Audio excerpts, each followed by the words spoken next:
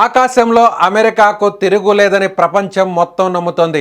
శత్రువుల కంట పడకుండా, రాడార్లకు చిక్కకుండా గాలిలోనే మాయమైపోయి దాడులు చేయగల బ్రహ్మాస్త్రాలు అమెరికా సొంతం. అలాంటి అగ్రరాజ్యానికే ఇరాన్ ఇప్పుడు కళ్ళు బైర్లు కమ్మే షాక్ ఇచ్చింది.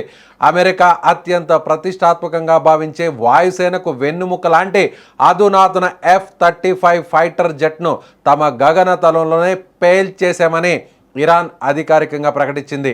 ఇప్పటి వరకు ఇరాన్ సైన్యం చేతిలో కూలిన అమెరికా F-35 ఫైటర్ జెట్లు దీంతో 2కు చేరింది. ఈ దెబ్బతో అమెరికా డిఫెన్స్ ఒక్కసారిగా ఉలిక్కిపడింది. ఎందుకంటే కూలిపోయిన ఆ ఒక్క విమానం ఖరీదు తెలిస్తే మైండ్ బ్లాక్ అవ్వడం ఖాయం. అసలు ఇరాన్ దెబ్బకు అమెరికా ఎందుకు సైలెంట్ అయిపోయింది?